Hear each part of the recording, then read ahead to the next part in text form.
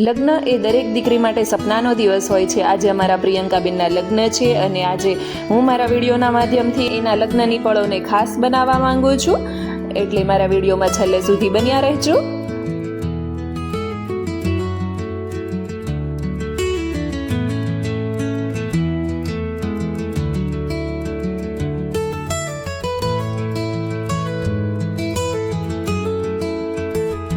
Hello friends, welcome back to my channel. જય Shri Krishna and જય સ્વામિનારાયણ। આજે ફાઇનલી એ દિવસ આવી ગયો છે જ્યારે મારા કાકાજીના દીકરા અને દીકરી બંનેના લગ્ન છે। લાલ ચણિયા ચોળી પહેરીને જ્યારે દીકરી પોતાની જ અરીસામાં જુએ છે ત્યારે આંખોમાં ખુશી હોય છે, પરંતુ અંદર એ ઘર જ્યાં પહેલી વાર ચાલતા શીખ્યું, મમ્મીના હાથનું ખાવાનું, પપ્પાનો પ્રેમ અને ભાઈ બહેન સાથેની મસ્તી, આ બધું જ હવે પાછળ રહી જશે। જ્યારે બીજી બાજુ સમય છે પંકજભાઈને મગથી નવડાવવાનો। મગના દરેક દાણામાં દીકરીના મા બાપના આશીર્વાદ છુપાયેલા હોય છે। દીકરીના નવા જીવનમાં અઢળક સુખ અને સમૃદ્ધિ મળે એની નિસ્વાર્થ પ્રાર્થના સાથે મગ દીકરીને ત્યાંથી જમાઈને ત્યાં મોકલવામાં આવે છે। મગથી નવડાવવાથી નકારાત્મક શક્તિઓ પણ દૂર થાય છે। ઘરના દરેક ખૂણામાં એક યાદ છુપાયેલી હોય છે, દરેક વસ્તુ સાથે લાગણીઓ જોડાયેલી હોય છે। જ્યારે લગ્ન કરવા જતી વેળાએ દીકરી ઘરને છેલ્લી વાર નિહાળે છે ત્યારે જાણે એવું લાગે કે દિવાલો પણ કહેતી હોય, રોકાઈ જા હજુ થોડુંક। ઘર તો એ જ રહેશે, પણ હવે ઘરમાં ભાઈ અને બહેન વચ્ચેનું રોજનું હસવું બોલવું એ યાદ બનીને રહી જશે। જ્યારે વિદાય સમયે બહેન ગળે લાગીને રડે છે ત્યારે ભાઈ આંખમાં આંસુ છુપાવીને એને હિંમત આપે છે। ચાલો તો જાન ઉઘલી ગઈ છે અને અમે લોકો આવી ગયા છીએ ફાર્મમાં, અને જ્યાં મેરેજ છે એ જગ્યાએ અમારી બ્રાઇડ પણ આવી ગઈ છે અને હું પણ રેડી થઈને આવી ગઈ છું। પંકજભાઈ આવી ગયા છે અને એમનો માંડવો અમારી બાજુમાં જ છે। બંને ભાઈ બહેનના માંડવા બાજુમાં જ છે, એટલે બહુ વાંધો નહીં આવે।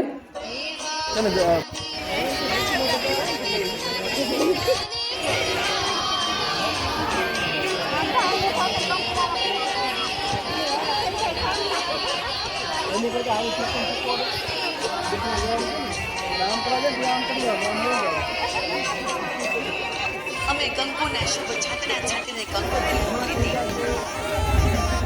આંગણાને શોભાવતા દીપાવતા દાદા દાદી કાકા કાકી મામા મામી માસા માસીને પણ બોલાવ્યા છે। સમગ્ર પરિવારજનો ઉપસ્થિત છે, કારણ લાડકભાઈ દીકરીના લગ્ન છે। દીકરીના લગ્નનો દિવસ એ દુનિયા માટે ખુશીનો દિવસ હોય છે, પણ એક મા માટે વસમી વેળા હોય છે। જેને 9 મહિના પોતાના શરીરનો હિસ્સો બનાવીને રાખ્યો, એ દીકરી બાળપણમાં જ્યારે પણ રડતી હતી તરત જ મા બેચેન થઈ જતી હતી। જેને આંગળી પકડીને ચાલતા શીખવાડ્યું, એ જ દીકરી આજે દુલ્હન બનીને સામે ઊભી છે। અહીં મા મજબૂત બનવાનો પ્રયત્ન કરી રહી છે, પણ તેની આંખોમાં દીકરી માટે વર્ષોનો લાડ અને હવે ઘર ખાલી થઈ જશે એનું દુઃખ છે। જેના હાસ્યથી ઘર ગુંજતું હતું એ આજે શાંત થવા જઈ રહ્યું છે। લગ્નના શુભ પ્રસંગે દીકરી હસવાનો પ્રયત્ન તો કરી રહી છે, પરંતુ અંદરથી ક્યાંક ને ક્યાંક એનું હૃદય ધ્રુજી રહ્યું છે। મોટાભાગે બધા જ લોકો પોતાની દીકરીને લક્ષ્મીરૂપ માનતા હોય છે અને બાળપણથી જ એની જે કંઈ પણ ઈચ્છાઓ હોય એ માગે એ પહેલાં જ એના મા બાપ એની ઈચ્છાઓ પૂરી કરી દે છે અને એને ભણાવી ગણાવીને એટલી સક્ષમ કરી દીધી છે કે જીવનમાં ક્યારે પણ એને દુઃખનો સામનો ના કરવો પડે। જે લાડકીને આંગળી પકડીને ચાલતા શીખવાડી એ દીકરીને આજે કન્યાદાન કરવાનો સમય આવી ગયો છે। લગ્ન થાય એટલે દીકરી જાણે રાતોરાત મોટી ના થઈ ગઈ હોય એવું લાગે છે। એક સમય એવો હતો કે જ્યારે જે કંઈ પણ ખાવું હોય એ મમ્મીને કહીએ એટલે મમ્મી બનાવીને ખવડાવતા હતા, જ્યારે હવે પોતે જ સવારે ઉઠીને બધા માટે રસોઈ બનાવે છે। લગ્ન પહેલાં જ્યારે મમ્મી 2-4 વાર ઉઠાડે ત્યારે 8 વાગે ઉઠતી દીકરી આવતીકાલે લગ્ન પછી સવારે 6 વાગ્યે અલાર્મ વગર ઉઠતી થઈ જશે। નોકરીએ જતી વખતે ઘરનું કામની બિલકુલ પણ ચિંતા ના કરે, કારણ કે ઘરે મમ્મી હોય છે અને એ બધું જ સંભાળી લેશે એવી ખબર હોય છે। જ્યારે આવતીકાલે બધું જ કામ પોતાને જ સમયસર પૂરું કરવું પડશે। મમ્મી પપ્પા આગળ ડિમાન્ડ કરતી કે મારે આ ખાવું છે, મને આ જોઈએ છે, એ દીકરી આજે કોને શું ભાવશે અને કોને શું ગમે છે એની ચિંતા કરતી થઈ ગઈ છે। મંડપમાં બેઠેલી દીકરીના મોઢા ઉપર સ્મિત તો હોય છે, પરંતુ એના મનમાં હજારો પ્રશ્ન હોય છે। પરંતુ જો જીવનસાથી સારો મળી જાય તો પારકું ઘર પણ પોતાનું લાગવા લાગે છે।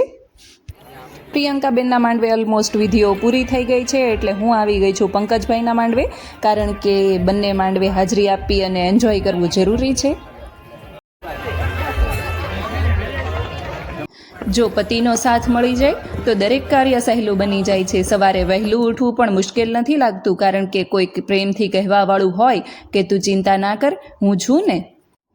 ઘરનું કંઈ કામ હોય કે જીવનની કોઈ પણ મુશ્કેલી હોય, જ્યારે બે હાથ સાથે જોડાય છે ત્યારે ભાર અડધો થઈ જાય છે.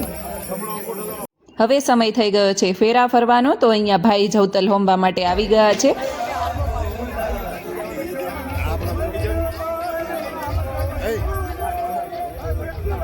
પંકજભાઈના પણ જોડે જોડે મેરેજ છે, એટલે જ્યાં સુધી એમના મેરેજ ના પતે ત્યાં સુધી એ એક મંડપમાંથી બીજા મંડપમાં ના આવી શકે, પરંતુ નીચે ઊભા રહીને તો જવતલ હોમી જ શકે મંડપની બહારથી, એટલે એ વિધિ અમે પૂરી કરી દીધી છે.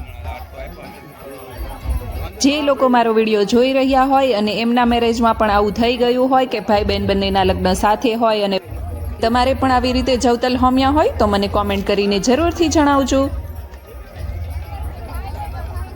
આ છે મિલનભાઈ, અને હમણાં જેમણે જવતલ હોમ્યા એ પંકજભાઈ હતા, જે બંનેના મેરેજ થઈ ગયા છે. અને હવે જે મારા સૌથી નાના દિયર છે યશભાઈ, એ એકની જ અહીંયા કમી વર્તાઈ રહી છે અને એમના મેરેજ હવે ભવિષ્યમાં જલ્દી જ થઈ જશે એવું લાગી રહ્યું છે. દર વર્ષે એક પછી એકના મેરેજ થઈ રહ્યા છે, એટલે એવું લાગે છે કે આવતું વર્ષ પણ ખાલી નથી જવાનું. કદાચ યશભાઈના લગ્ન પણ આવતા વર્ષે થઈ જાય. મને આજે પણ યાદ છે જ્યારે મારી બહેનના ક્યારેક માર્ક્સ ઓછા આવતા કે બીજું કંઈ પણ કારણ હોય તો એ ક્યારેક ને ક્યારેક તો મારા મમ્મી પપ્પા સામે રડી હશે, પરંતુ મને મારા મમ્મી પપ્પાએ ક્યારે પણ રડતી નહીં જોઈ હોય. અને આ એક ક્ષણ એવી છે કે જ્યારે ભલભલાને રડાવી દે છે. આ જીવનની એવી ક્ષણ છે જે એક જ દિવસની અંદર ઘર અને ઘરનું સરનામું બધું જ ફેરવી દે છે. અટક પણ ફરી જાય છે. જે ઘરને પહેલાં હું પોતાનું ઘર કહેતી હતી, કાલથી એને મમ્મી પપ્પાના ઘર તરીકે ઓળખતી થઈ જશે. હજુ અમારે તો ઘરે પહોંચતા બહુ જ વાર લાગી જશે, એટલે મારા પપ્પા જોડે જક્ષુને ઘરે મોકલી દઈએ. અને અહીંયા કંસાર વિધિ શરૂ થઈ ગઈ છે. નવ દંપતીએ એકબીજાને મોઢું મીઠું કરીને પોતાના નવા જીવનની શરૂઆત કરે, સુખી અને સમૃદ્ધ થાય એવા આશીર્વાદ લે. કહેવાય કે માથે મોઢ મૂકેલા કન્યા માતા મધ મીઠો કંસાર લઈને આવે અને નવપરિણીત દંપતીનો સંસાર મધ મીઠો રહે એવા આશીર્વાદ આપે. અને ત્યારે કહેવાય કે લાડો લાડ જમે રે કંસાર, કંસાર કેવો મીઠો લાગે. ભાઈ એક એવું પાત્ર છે જીવનનું કે જે બાળપણમાં ગમે એટલું લડતા ઝઘડતા હોય, પરંતુ બહેનની જ્યારે વિદાય થાય ત્યારે સૌથી વધારે આંસુ ભાઈની આંખોમાં જ હોય છે. આજે પણ મને યાદ છે કે જ્યારે મારી વિદાય થઈ હતી ત્યારે મારા ભાઈને મેં પહેલી વખત રડતો જોયો હતો. અહીંયા બીજી બાજુ અમારા જે પંકજભાઈના અણવર છે એ લલિત કુમાર, વાહ કુમાર વાહ, પોતાની અણવર તરીકેની ફરજ ખૂબ જ સારી રીતે નિભાવી રહ્યા છે. અહીંયા ખુશ્બુ દીદીએ હિનાને આઈડિયા આપ્યો કે તમારી પાસે પણ દુપટ્ટો છે, તમે પણ એનો ઉપયોગ કરો. મંગળસૂત્ર એ પતિ પત્નીના પવિત્ર બંધનની નિશાની છે. જ્યારે વર કન્યાના ગળામાં મંગળસૂત્ર પહેરાવે છે એ આ માત્ર દોરો કે સોનાનો હાર નથી, એ વચન છે કે હું જીવનભર તારો સાથ આપીશ. લગ્નની સૌથી પવિત્ર ક્ષણ જ્યારે વર કન્યાના માંગમાં સિંદૂર ભરે છે અને ગળામાં મંગળસૂત્ર પહેરાવે છે, એ માત્ર એક વિધિ નથી પરંતુ જીવનભરનું વચન છે. સિંદૂર એ પ્રેમ અને સુરક્ષાનું પ્રતીક છે. માથાની માંગમાં ભરાયેલો એ લાલ રંગ કહે છે કે હવે તું એકલી નથી, હું તારી સાથે છું. હવે સમય થઈ ગયો છે વિદાયનો, ત્યારે દરેકના આંસુઓમાં ત્યાં સુખી અને સમૃદ્ધ રહે. અહીંયા વિદાયની વખતે દરેકની આંખોના આંસુઓ પાછળ અઢળક આશીર્વાદ અને પ્રાર્થનાઓ છુપાયેલી છે. ઘરનું આંગણું આજે શાંત અને નિર્ભાવ છે, પરંતુ દરેક ખૂણામાં એક જ અવાજ છે કે તારું જીવન હંમેશા ખીલી રહે.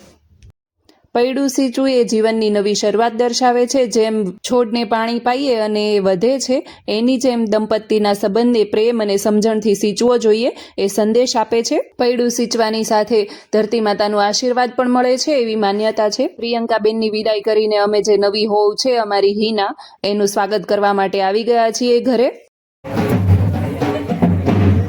આજ માટે બસ આટલું જ. કાલે મળીએ ફરી એક નવા બ્લોગની સાથે. તમને મારો વિડીયો ગમ્યો હોય તો મારી ચેનલને સબસ્ક્રાઇબ કરવાનું ભૂલતા નહીં. Thank you for watching. જય સ્વામિનારાયણ.